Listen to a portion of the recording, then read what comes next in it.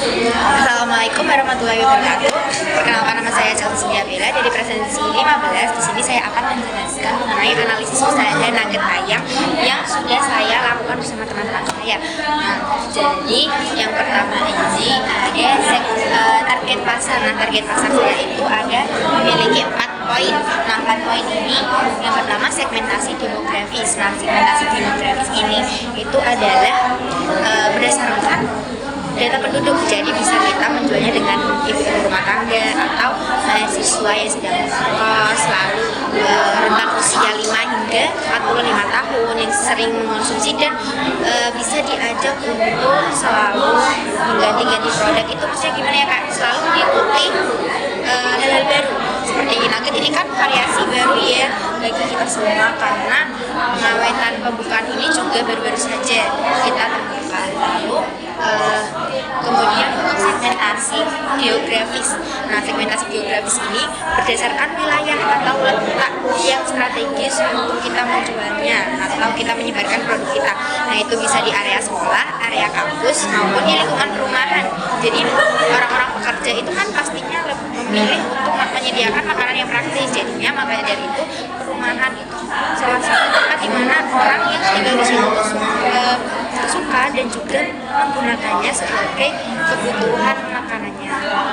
Kemudian segmentasi psikologis. Nah, ini itu orang yang memiliki minat dan suka kepada makanan yang frozen atau pembekuan, maksudnya seperti yang mudah untuk di stok, lalu makanan-makanan yang praktis untuk dibuat lah intinya. Lalu untuk perilaku sendiri ini seperti orang yang suka menghidangkan makanan yang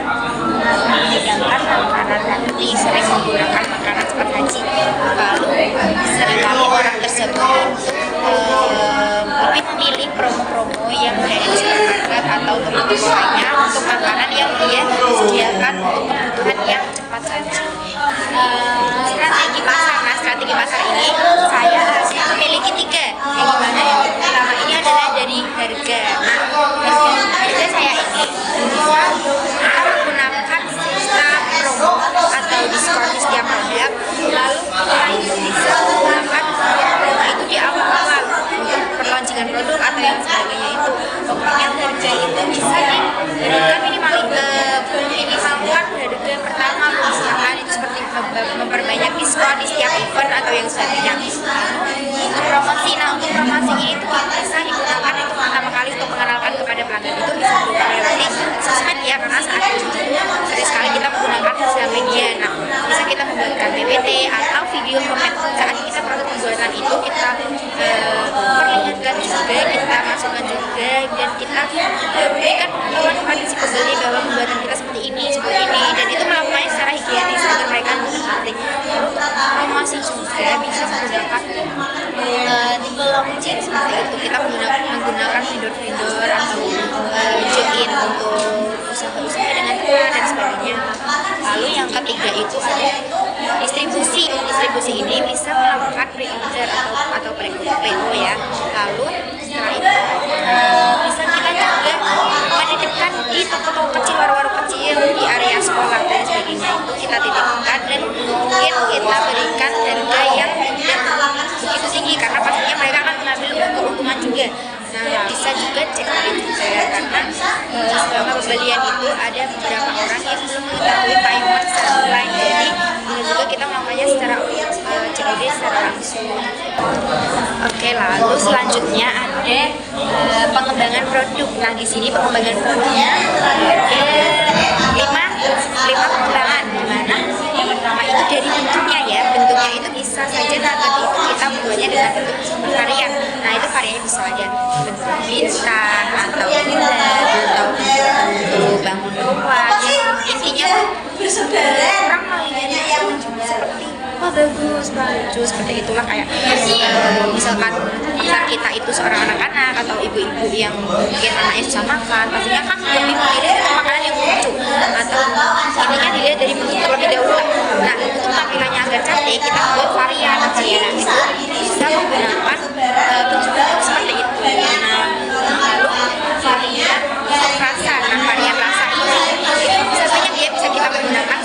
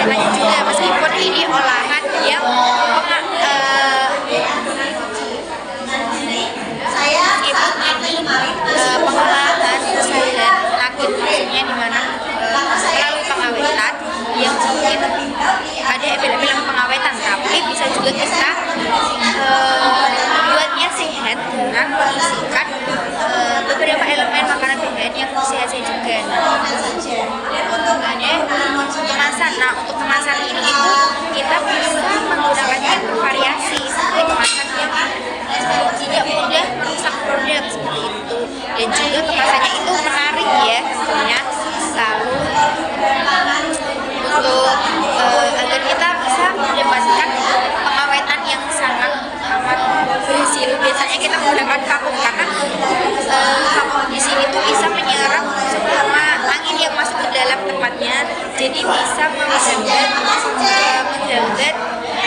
masa pembusukannya, jadi bisa tahan lebih lama lagi.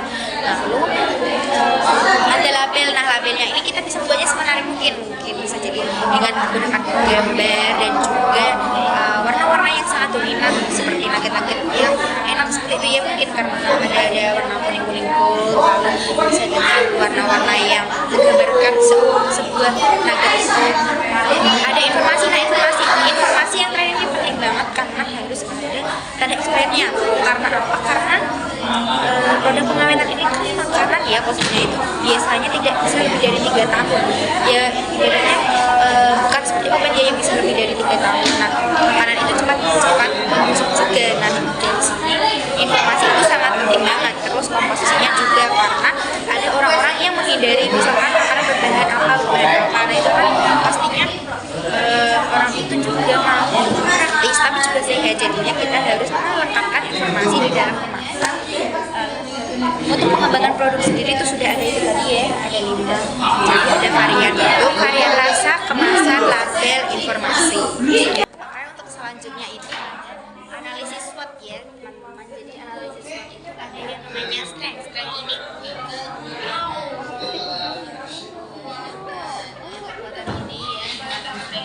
Dari dalam, maksudnya dari usahanya itu sendiri, dari matanya. Sekarang yang pertama komet ya, kalau misalkan pastinya langsung bisa aja diberikan dengan berinya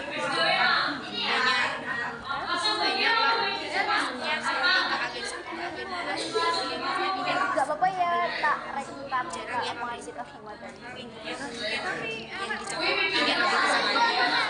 Karena dari itu si komet ini kan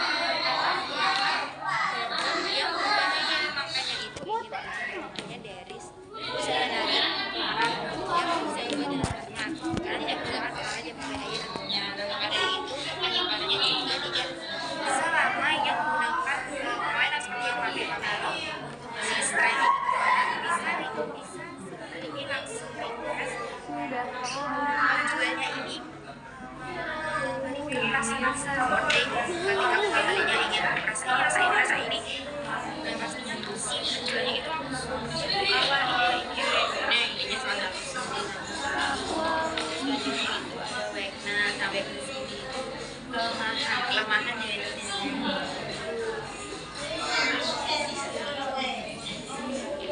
kelemahan dari usaha nugget ayam ini membutuhkan freezer tentunya, dan itu juga membutuhkan banyak listrik ya, tekanan listriknya sangat tinggi juga. Nah, modal awalnya itu freezer itu tidak murah ya teman-teman untuk usaha di kalangan pelajar juga. Produksinya masih terbatas karena kita masih di lingkup yang kecil, maksudnya saya dan teman-teman saya.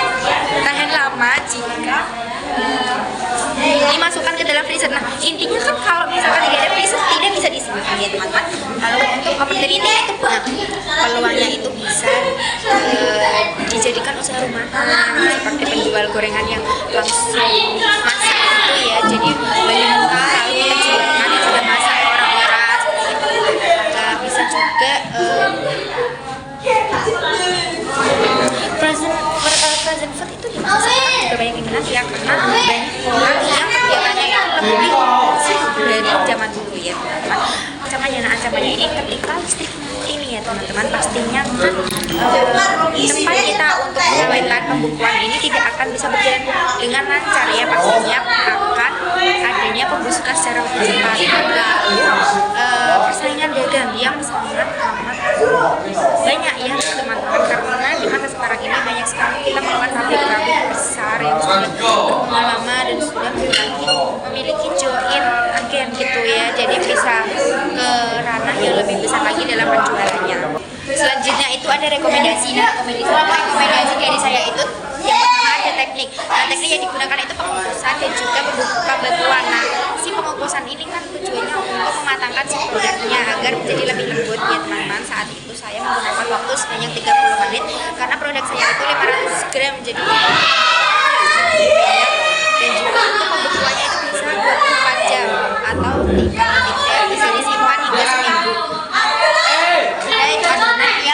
menghasilkan adanya dihasilkan itu yang baik, cita rasa dari si perasanya seperti kita sayangkan itu menggunakan ayam. Nah jadi agar tidak menutupi rasa ayamnya itu sendiri, tepung yang kita gunakan itu jangan yang berlebih, jadi takarannya harus pas.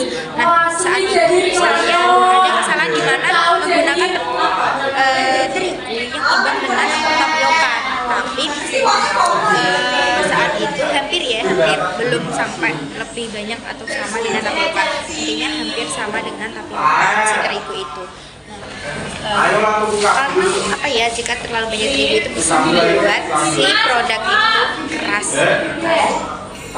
Kemasannya itu awet dan aman. Nah kemasan awet dan aman itu bisa kita menggunakan vakum, plastik yang dimana plastik itu khusus untuk digunakan pengemasan makanan ya, karena banyak sekali jenis plastik yang tidak boleh kita konsumsi, tidak boleh mengenai dari produk makanan langsung.